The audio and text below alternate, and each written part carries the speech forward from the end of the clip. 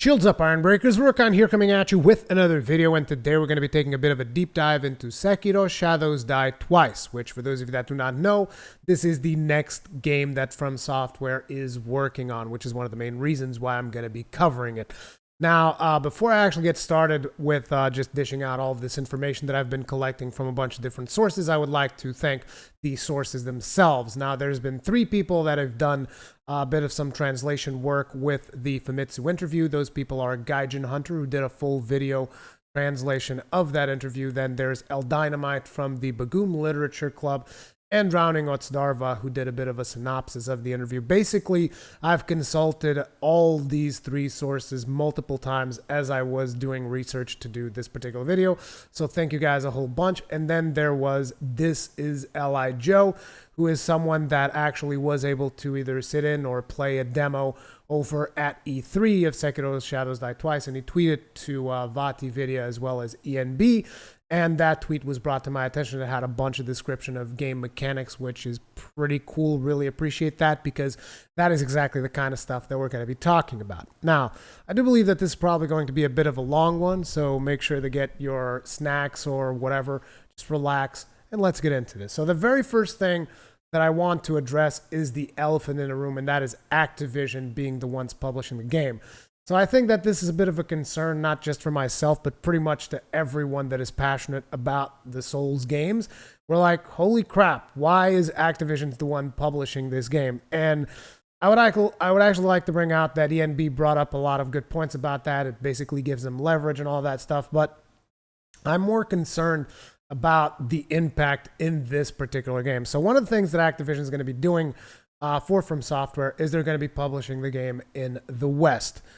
Because I believe that they're publishing it locally over in Japan or whatever.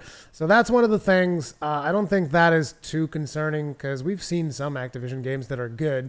Then they are basically helping with the onboarding of players. And what does this mean?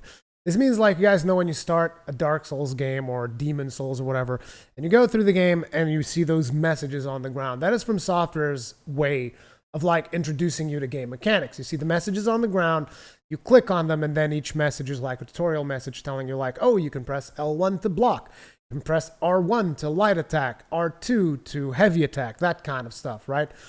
So From Software are saying that it's like, you know, we're not amazingly good at introducing players to our video games, so Activision is helping out with that stuff. And I gotta say, that is actually something that concerns me a little bit, because one of the last things that I want is for you to start a Souls game and, you know, have it be like a regular game tutorial. I hope they don't do that. I doubt that they would do that. I think they're smarter than that. But, like, you do know that a lot of the Activision games, like, hey, this is how you do your special, this is how you do this. And it's not like it's like straight up in your face, to the point where sometimes they will actually lock abilities out of you and they don't let you experiment. And one of the things that I really like about the Souls game is that it's a no bullshit introduction to the game. It's like you have full access to your controls from the get-go, and you can learn from experimentation, or you can look at the messages and whatnot. So we will see what is this onboarding that Activision is doing. I don't think it's going to be a big deterrent in the long term of things, but I still don't want even my first thing with the game to just be like, oh yeah, all of these advanced moves are locked for you because we haven't taught you how to use them yet. And if they do that, I'm going to be like, okay. The other thing that they are doing is essentially a little bit of light QA work. They do some play testing for them, which is not really a big deal. Miyazaki did specifically say everything after you press the start button on the main menu, that is our domain. So, in my opinion, what that means is there's no excuses. Okay, so if this game is lackluster for whatever reason, Miyazaki is saying that's on him and not on Activision. And kudos to him for actually throwing that out there. So I'm not too concerned with the Activision stuff, but I am a little bit concerned with the whole onboarding thing. Like, please don't casualize the tutorial of a game like this. Just please don't do it. Anyway, next we're going to be talking about story and setting. So the very first thing is that this game has a fixed protagonist. Now, I believe that means that most likely there will be no character creation at all. You're just going to have like a character very much like you had in The Witcher 3, which I find interesting that a lot of people are basically like, oh no, I want to create my own characters. Like, look, guys, I like creating my own character in video games as much as the next guy, but most people, I mean, not most people, nobody created their character in a game like The Witcher 3, for instance. And I'm not trying to compare the two. I'm just trying to say that Witcher 3 is a fantastic game. You didn't get to create a character there. So I don't think that's a big thing.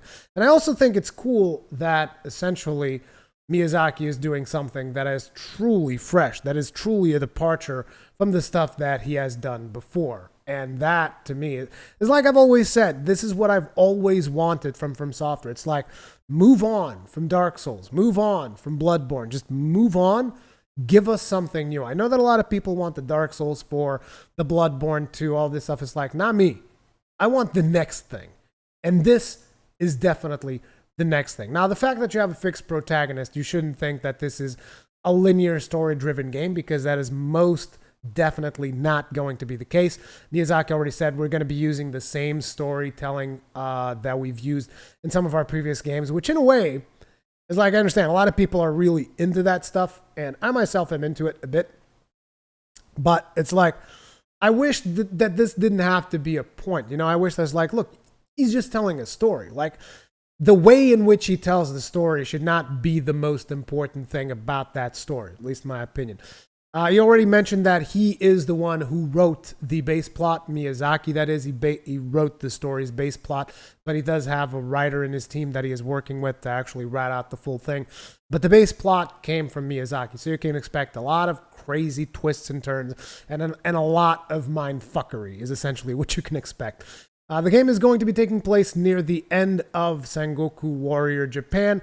It is not going to be taking place in an actual realistic location. Basically, it is built according to From Software's interpretation, very much like Dark Souls is their interpretation of a medieval setting. This is their interpretation of the Sengoku Warring Japan setting. It is going to be in a high-altitude cold country. The reason why they say country is because at that time, Japan was divided during the Sengoku period. And the fact that it is at the end of the Sengoku period means that that country may be at its end, because at the end of Sengoku, Japan unifies and becomes one country. While we are talking about locations and all that, I figured it'd be a good time to bring up map design. There's only a brief mention of this in most of the stuff that I've read, but they are saying that map design is going to be close to Dark Souls 1, so you can expect a world that is seamlessly connected in that same way. I do expect the map design to have a lot more verticality than we've had in Dark Souls 1, because naturally of the grappling hook and all of the different things that the grappling hook brings to the table. It's going to allow you to explore in many different ways, and that is one of the things that has me the most excited about, you know, navigating and exploring this world, is that friggin' grappling hook. Now, when you get into the actual story and the details that they've divulged up until this point, your character is a shinobi in charge of protecting a 10-year-old boy who is the Lord, which, by the way, that was a mistake that I did in the previous video. I thought that was actually a lady, and I thought that he was going to be involved in leveling up your character and stuff like that. That does not seem to be the case. Maybe he will be involved in some form of, you know, he's definitely like one of the major plot points of the story, is what I'm getting at. But that character is your master. He's the little Lord. And you are that character's protector. And as we see at the very start of that trailer, you don't really do a very good job at that. And basically, you became a target of the clan Ashina, and they end up kidnapping the boy, and they cut off your arm. So after they cut off your arm, it almost seems like a character actually dies and then kind of comes back to life. Now, the person who brings you back to life, I mean, he doesn't actually bring you back to life, I don't think, but he says that they say that it is a one-armed sculptor of Buddhist imagery who gives you a prosthetic shinobi arm. Now, that is the old man that you guys actually see in the trailer. He's got like the really furry leg. Turns out he only has one arm as well. And he gives you like this ninja tool of a shinobi arm. And they also say that he kind of, I mean, Miyazaki said in the Famitsu interview that he's the one who revives you, but I don't think that he meant it as in he's got like this magical power. But it is interesting to me that if you pay close attention to the shinobi arm and the way that he moves the fingers in the shinobi arm, that's not just like a regular prosthetic. And for a bit, while I was really looking deep into that trailer, it almost seemed like on the knuckles and stuff, you can almost see some of the fur that might be coming from the sculptor's leg. Could that be a thing? I'm not 100% sure on this, so I'm not going to speculate too much about it. But yeah, the one-armed sculptor is the guy. I'm predicting that he's going to be the one that is going to be managing kind of like the progression system that is in the game, because that is the next thing that we're going to be getting into. It is an adventure game, not an RPG. And that is really cool. That is very, very cool. Now, I'm not going to go as far as to say that I didn't like the fact that there were stats and all these other things that you would do in Dark Souls. But again, I want to see something new. I want to see their vision for something that is as different as possible from the Souls franchise. That's not to say that I don't like it. That's to say that I want to see this studio evolve. I want to see them do something cooler. So this game is not going to have any stats. You're not going to be leveling up your strength, your dexterity, none of that stuff. There will be a progression system, which I assume is going to be linked in part to your shinobi arm and the various shinobi tools that you will be able to get. I'm also assuming that you will be able to upgrade your weapons, because just because there are no stats doesn't mean that you can't upgrade specific weapons that you like. So I still expect that to be a thing. How they're going to scale remains to be seen, because if they're not scaling off of stats, how does it work? Is it always going to be fixed damage? And how would that work for stuff like New Game Plus? We don't know yet. We just straight up don't know yet. Now, an important thing about this being an adventure game and not an RPG, and the fact that essentially there are no stats, which means there's probably not going to be anything locking you from using all of the weapons that you find in the game and all of the tools that they throw at you. The really cool thing is that then, whenever they design bosses and levels, they can take into account all of the things that you have at your disposal. So say, for instance, if you are developing Dark Souls, right? You can't assume that I have the Drake Sword, right? And the Drake Sword has that cool special attack. I don't even remember if it's called the Drake Sword at this point. It's the one that you get off of the Hellkite Drake's tail. But that sword has that special two-handed R2 attack that you can do, which like does the little shockwave effect, right? So when they're developing Dark Souls, they can never assume that I have that weapon, because A, I might not have it. B, I might not even be working on a build that could potentially use it because it requires a certain amount of stats and whatnot. And C, I might have not even come across that particular monster. So therefore, they cannot design boss fights taking from the principle that I have that particular tool. Whereas now, they can design boss fights knowing that, oh no, at this point in the game, you're going to have access to the firecracker tool, the axe tool, the grappling hook, all of these other things. Therefore, we can really design a boss fight that utilizes all of these crazy mechanics. Maybe you will have to use the grappling hook to go over and get closer to the boss. Maybe you will have to use the firecracker for some special mechanic when the boss is coming at you, like we see in the trailer, the horse-mounted dude comes at you and he kind of uses the firecracker to stop him, or when he kind of uses the grappling hook to perform an attack on that particular boss. So again, I think this opens them up to really do some interesting boss encounters that they couldn't previously do, which is why, in a way, a lot of Dark Souls bosses encounters are just like tank and spank, for the most part, at least. Which, again, I'm not going to say that Dark Souls 2 is a bad game, because I still enjoyed Dark Souls quite a bit. But that's just the thing. And you can see that they've experimented with this in previous Souls games, like on Demon Souls, for instance. You have the Storm Ruler encounter where you have to actually use the sword to hit the flying manta ray that is flying up top. And in Dark Souls 3, you have a very similar mechanic to that with Yorm the Giant, where you have to hit him with the special sword shockwave. And I'm just bringing up the sword shockwave, but like that, you can think of a myriad of different combinations that you can do when it comes to boss fights. So that is a cool thing.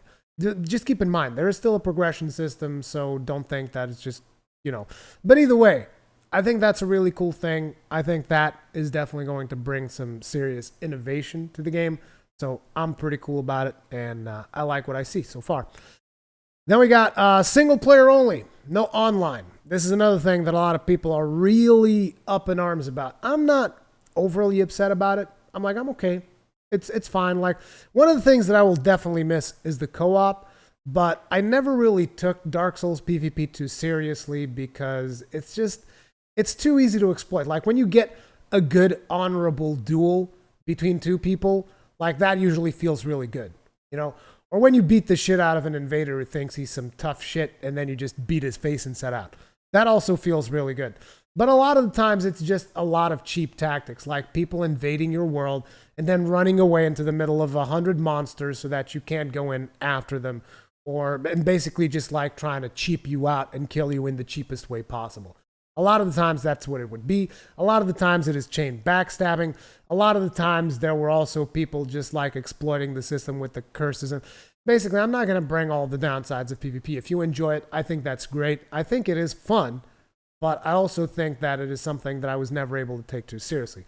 The co-op, on the other hand, I'm most definitely going to miss that because I really enjoyed helping out my friends doing bosses and stuff, so that whenever they were stuck on something, I would like to go over there, help them out. And it's cool because they will also be doing, I feel like doing this different character now with different stats and different things, and it'd be cool to bring that around. However, since this time you're only going to really have one character, I don't think that's going to be a problem. The other thing that I'm curious about that I didn't mention on the previous topic of the fact that it's not an RPG is I wonder if this means that you do not have like a set build that is set in stone, you know? Like, you don't actually have to invest points. You can just kind of like change stuff around whenever you want. Because if you were able to do that, now that would be a cool thing. You could just like have free respecs, so to speak. If that was a thing, that'd be awesome. So that you could constantly change your play style around and whatnot. Anyway, moving onwards. One of the reasons why they did this is because they wanted to focus on the single player experience, which is a cool thing because imagine what combat could look like in Souls if From Software didn't have to take the whole multiplayer aspect into consideration. If they can really just balance things around in PvE, just how much more powerful your character could potentially be without necessarily being overpowered. Just how many more things could they potentially do that would just not flat out break the game when the PvP aspect of it was taken into consideration.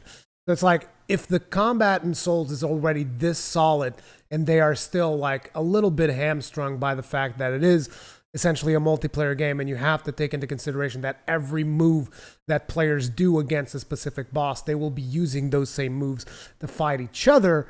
Imagine what they can do now that they don't have to think about that with the grappling hook, with the different ninja tools, and just imagine all of the different crazy things that they can do in combat. I think that's going to be awesome, but maybe that's just me. But it's like I realize that it kind of sucks. It doesn't have multiplayer. I'm not saying that that is, a good thing. I'm saying it doesn't affect me as much as it probably affects a lot of you guys that really enjoy the PvP aspects. But on the flip side, look at it from the PvE standpoint and how much cooler the combat is going to be when you get to the PvE side of things. Anyway, one of the things that we've been talking about quite a bit throughout this video is the grappling hook, which in my opinion is such a game changer that I basically made a whole topic around talking about the grappling hook. So an important thing, and this one again came from ThisisLIJOE, is that apparently there's a jump button. Now in the previous games we've had a dodge button. We've never really had like a jump button. You would have to like run, and after you run for a certain amount of time, then you can press a button and you can like, whoop! You'll do like a little hop, not really a jump, a hop. And it is important to have the jump button because that will make it super easy to engage the grappling hook, like probably like a double jump type situation or something like that. Or at least I hope that that is something you can do. Like I want to be able, and to say that I want to be able to do this in the From Software game is going to sound crazy, but I want to be able to jump off of a rooftop and then mid-air throw my grappling hook to somewhere else and then pull myself over to that other location. That is something that I want to be able to do. I want to have that kind of agility to my character. Now, the way that it works at this point from what they've seen in the From Software gameplay demo, the game is going to show you a reticle where you can grapple. Wherever you can grapple, a little reticle will show up if you aim towards that general direction. That reticle is going to be gray if it is out of range, and it will be green if it is in range.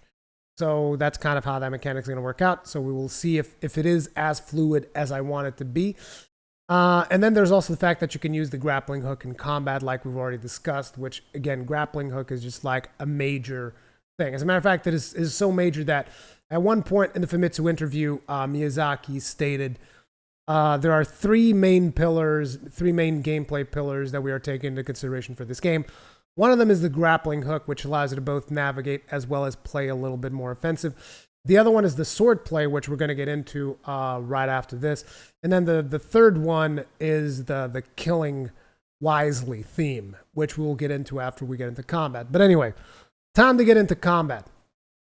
First thing that I thought was very interesting is that there is no stamina system, which is interesting because like they were the ones who kind of brought the stamina system into the limelight, in my opinion. At least for me, it was definitely the Souls games that brought the stamina system into the limelight.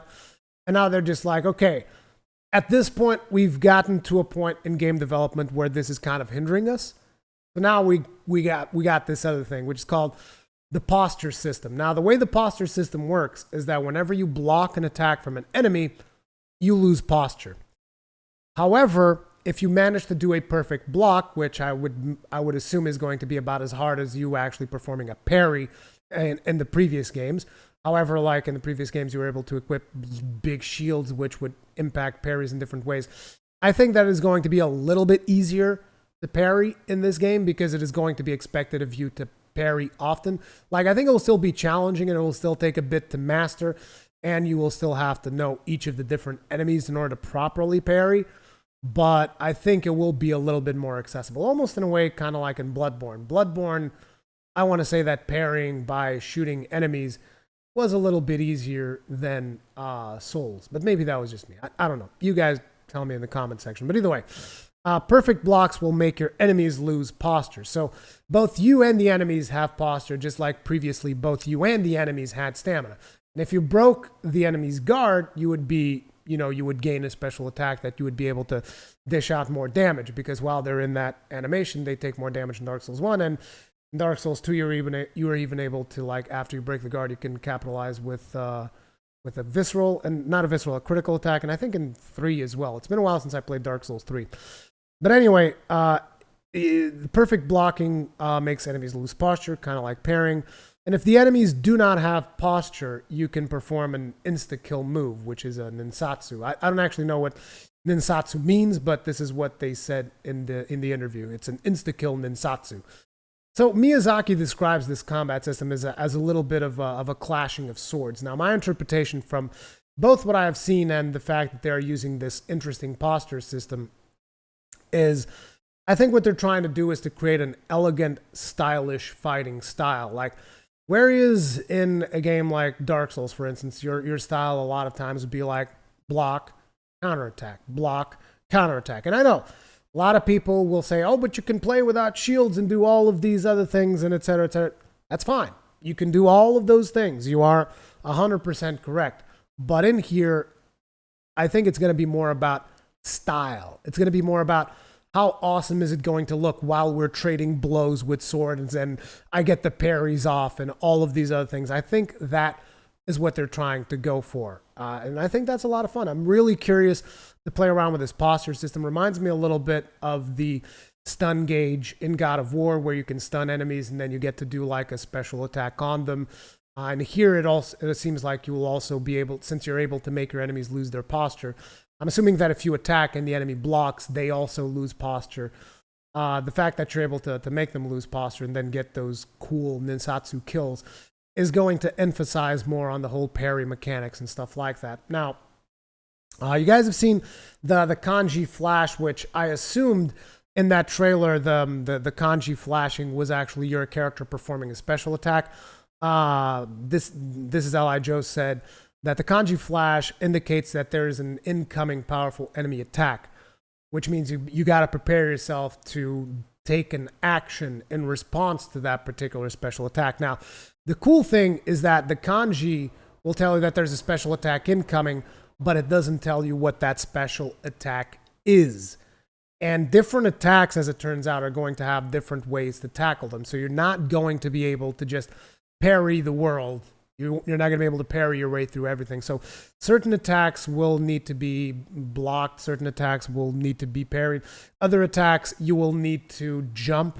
So like there are sweeping attacks. You can actually see this in the trailer. There's that sweeping attack the horseback enemy does, and your character jumps through that attack. So depending on the attack, you're going to have to see which animation of attack the enemy is performing so that you can counter appropriately. And being able to counter those attacks appropriately is going to open up windows where you can deal massive amounts of damage. So knowing exactly which type of attack to parry, which type of attack to dodge, which type of attack to jump over, I think is going to be a big thing, which again emphasizes on that whole stylish fighting. Your objective is going to be to do these fights without them even touching you, let alone, taking hits or anything like that.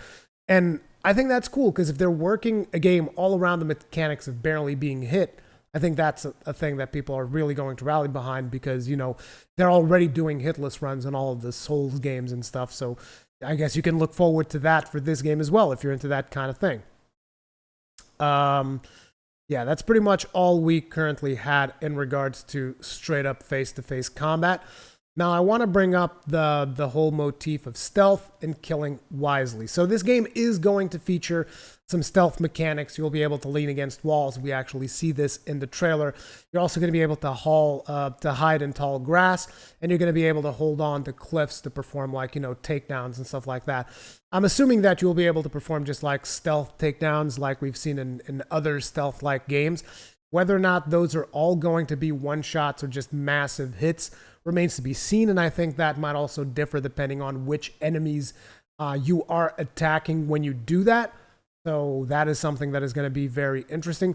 The other thing that you can do in regards to stealth is that you can also use the grappling hook to get the higher ground, like we actually see a plunging assassination in the trailer. You see the character just go in and just plunge on top of an enemy, and he instantly gets killed. So that is another one of the stealth mechanics, so to speak. The fact that you can get to higher ground. And the cool thing about getting to that higher ground and all of these other stealth mechanics is that you are going to be able to listen in on enemies if they are not in combat. And this actually brings up a lot of things, and we are about almost to get into some speculation territory that I will get into, but you'll be able to listen in on enemies if they are not in combat. One of the things that they mentioned in this interview is also in this game, when you meet an enemy, you are not instantly in combat. Now, there's a couple of interpretations that you can have with that. That means that you'll be able to see an enemy from a distance and you're not in combat, and you can kind of judge what to do with the enemy. And that is one of the things that they say, that the levels are designed so that you can actually observe your enemies from a distance and kind of decide how you want to tackle each encounter. So you really do get a bit of a strategic element to this that is a little bit different from Souls. Like, we employ this strategy in Souls because we kind of already know what's waiting for us around the corner because we've played the game so many times. So in a way, we're already employing this killing cleverly mechanic that Miyazaki brings over here. But the reason we're doing that is because we know where the enemies are. Now, in this game, we're going to be learning that in real time. We're going to be able to observe the enemies either by using the grappling hook and positioning ourselves on rooftops, or by just observing from a distance or something like that. And we can decide how to tackle them. But the one thing that I really want to bring up here is this mention that when you meet an enemy, you're not instantly in combat. Now, I actually think that when Miyazaki said this, he literally meant meeting an enemy. So you might be able to engage in conversation with some characters. And I mean, naturally, you have NPCs that you interact with. But what I'm saying is you might be able to engage in conversations with characters that are your enemies. And maybe they don't instantly think that you're the enemy. Or maybe there's enemies that will fight amongst themselves. So you can decide, like, maybe if you're observing off from the distance or you're listening in, you can listen to a couple of enemies say that they don't like this other enemy, and you might be able to provoke them into fighting the other enemy. We're entering deep speculation territory here, but this is something that really excites me. Like, the fact that there are so many possibilities for what you can do, because again, now you don't have to worry about the multiplayer side of things. So you can imagine that their team is fully dedicated to this. And this could be the next real aspect of the game, so to speak. One of the real things that makes it stand out from Dark Souls. Like, imagine if you're able to form alliances with certain enemies. Like, they are your enemies. They know you are their enemies, but maybe you're able to help them at a crucial moment, and they will ally with you temporarily, Like, I think that is a cool thing. Again, this is a very much just like full-on speculation mode. But also think of it like this. What about if you look at someone and they definitely seem like an enemy and you devise this strategy to just kill them stealthily, right? You devise a strategy, oh, I'm going to grappling hook onto that rooftop, then plunging attack, kill them dead, boom, done. And you were just judging this character on how he looks. But turns out that maybe that character was not an enemy at all. Maybe that character was actually a character that was going to help you do something, or maybe it was an optional side quest character. He just looked like an enemy and you just assumed and you killed him, which is where the killing wisely could potentially come from. It's like you have to pick and choose which targets you kill, and you have to be wise about it, because if you don't make good choices, you might end up killing some allies. I don't know. Could also be that maybe you'll be able to take out certain enemies before they actually become a problem. One of the things that ENB actually brought up in his video is that he read somewhere that there is going to be a little bit more cat and mouse play. And whereas he's a little bit concerned about that because of encounters like Madir, which in my opinion, not that much fun, the Dragon God, and other things that we've seen previously in the Souls franchise, you know, where you don't necessarily fight the boss at that exact moment. You also have Seath being the most egregious of those, where you actually have to fucking die in order to progress in the game. So it's like the whole cat and mouse thing has not really been done very well. But imagine if the cat and mouse thing is like an actual character that maybe they'll help you.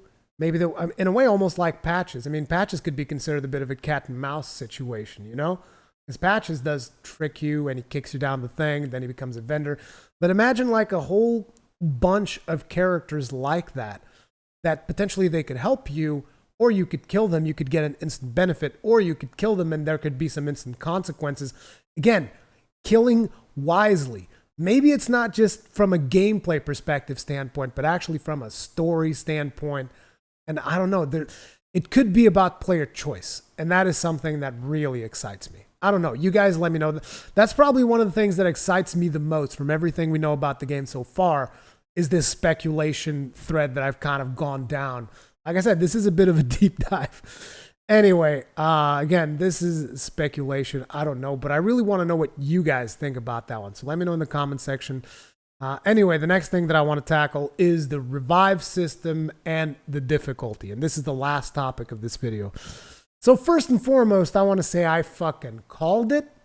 I fucking called it. The second that trailer was announced, I was just like, you're going to get a free revive, and that's going to be a mechanic in game. And currently, that's the way it works.